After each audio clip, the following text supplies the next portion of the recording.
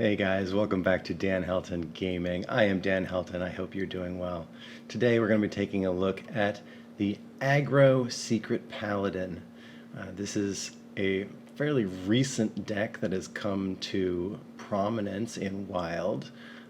It features some very disruptive cards. Nerub'ar Weblord, Farmwatch Post, My Yogg, and even a Never Surrender. These cards are really disruptive to your opponent. And then the big payoff is buffing a Crabrider, right? Like you can do a lot of damage with Seal of Champions and Blessing of Kings. And then with Call to Arms, Crystology, One Blessing of Wisdom, as well as Divine Favor, this deck is going to draw very, very quickly in most games.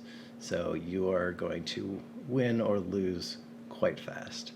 I think it's a pretty favorable matchup against APM Mage, probably not so good against some, maybe say Reno decks if they draw well. I haven't played this exact deck yet, so we're going to see how this goes. I haven't actually played much Wild in a few days, but we're currently sitting at rank 41, so we'll see how this goes. Uther versus Jaina. First match of the day, we've got Mage. I will fight with honor.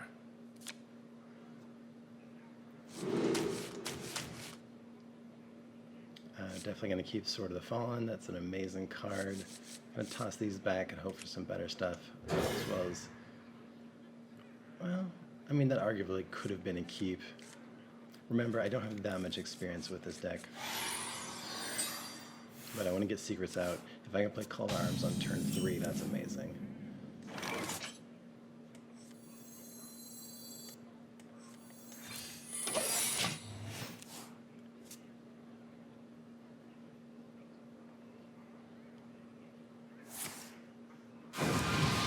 Okay, so it looks like some sort of either APM or Mozaki Mage. For justice!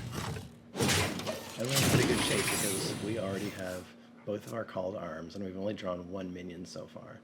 So we're going to be able to get out 3 minions next turn and put a lot of pressure on our opponent. For justice! Double Farmwatch Post. Because to some extent she just wants to cycle through her deck, and to clear both of these she would have to spend a fair bit of resources. So even though this isn't threatening lethal, you know, no damage in any way, it's gross.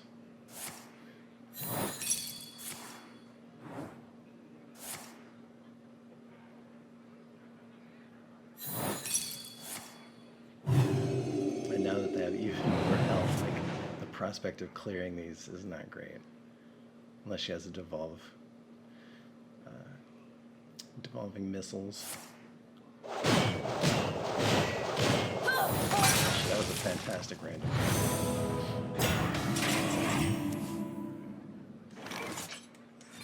Repent.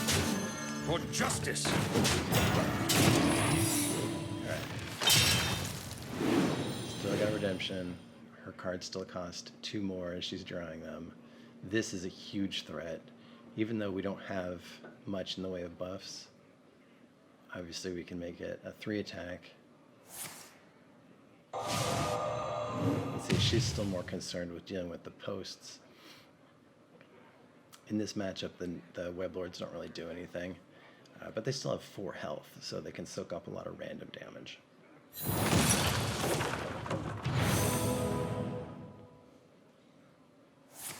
So, best case scenario would be to play this into Seal of Champions.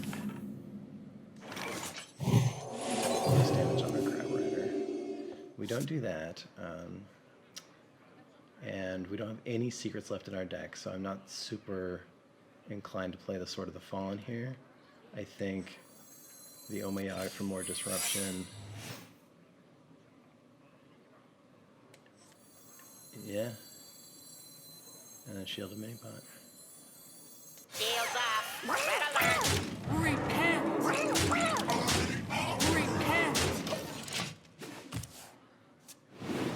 See, it's pretty likely that she can freeze this for a number of turns.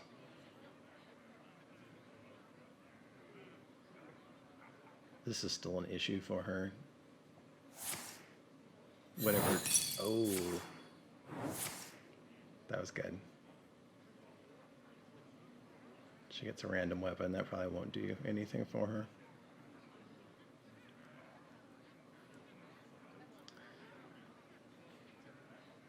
We probably don't have lethal next turn. It's kind of awkward. Like, these Crystologies don't do anything anymore. And the Sword of the Fallen is just 3 damage.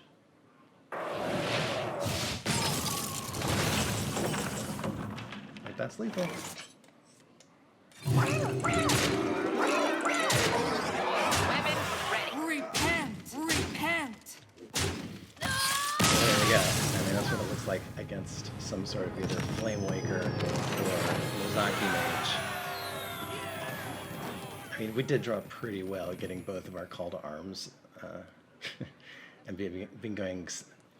And the fact that we went second meant that we could, you know, coin Call to Arms into Call to Arms. So that's pretty nasty.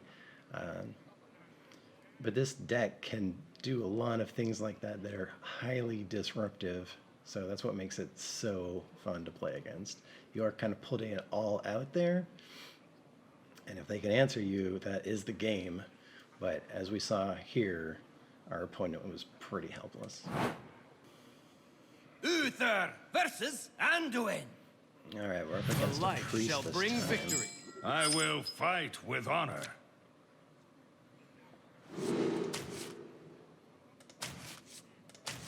think I'm going to toss all these. I could keep the Shielded Minibot as a turn 1 play, but I want to play this on 2.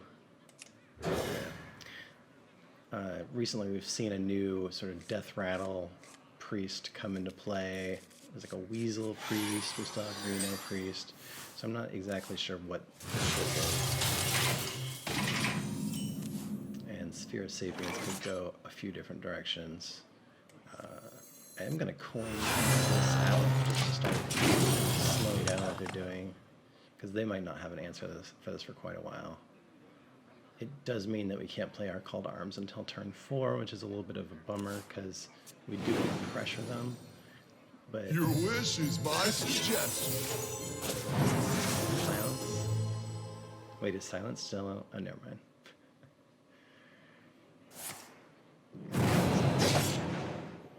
Okay. That's actually really funny. That makes me want to just play Redemption.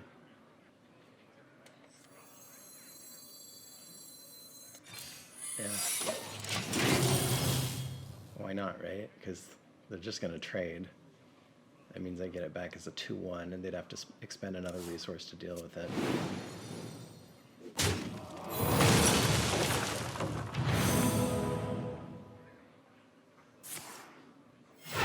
I'm happy with that.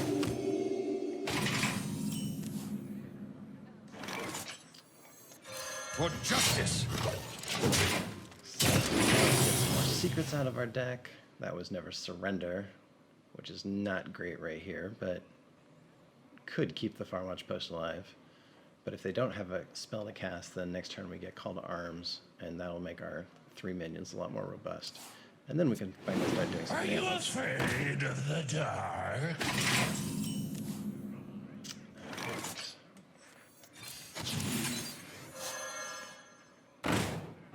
For justice.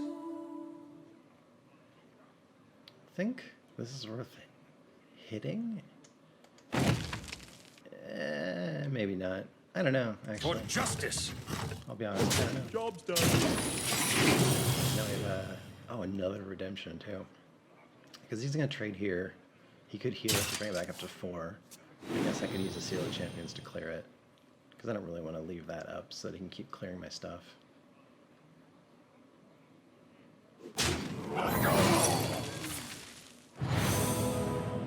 And Reno Priest is a deck where these Weblords are way more obnoxious for him to deal with.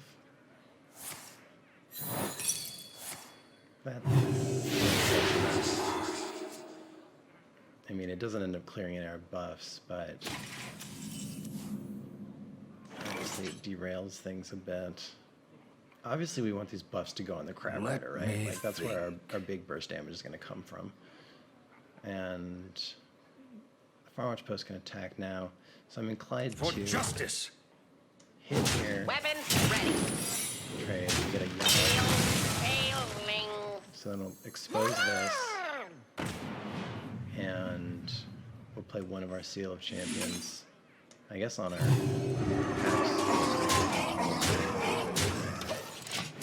First time I've ever heard the attack animation for the Firewatch Post. This is a very aggressive house.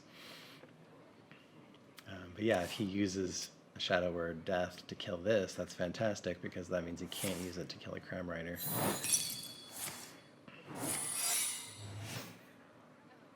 Okay. That should be fine.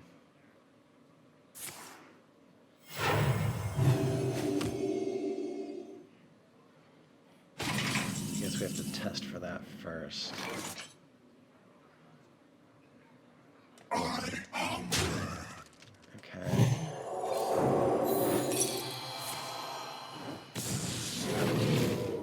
Okay, that's fine. So we push them down to 6. Normally I would want to play Sword of the Fallen here. That gets us the My Yogg, guaranteed. Yeah. For justice! I don't really care about him trading the minion in. What I don't want him to do is a full board clear, like dumping all my cards into my deck, or what have you. So at least this way he has to cast 2 spells. Or if he does that, I don't care, because that's not going to keep him alive.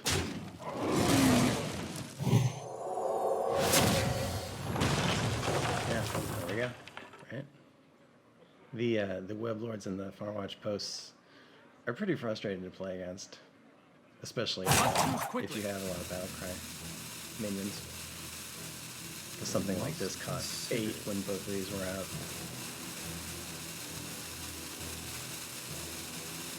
Anyway, yeah, I definitely recommend giving this deck or a deck like it a try in Wild.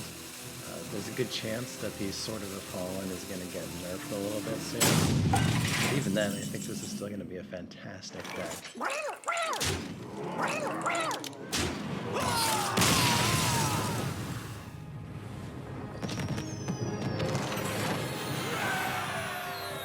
To 31. So yeah, it's quite fun to play. It's obviously a lot different than APM Flamewaker. I still love that deck, but I was really curious to see what would kind of come along to contest it.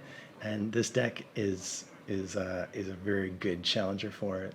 So yeah, give it a try. Let me know what you think. And what have you been playing lately? I still, like I said, love APM Flamewaker. Just going off with that deck is fantastic. But hey, anyway, have a great weekend. Have a great day. Whatever. Enjoy life. I'll see you later.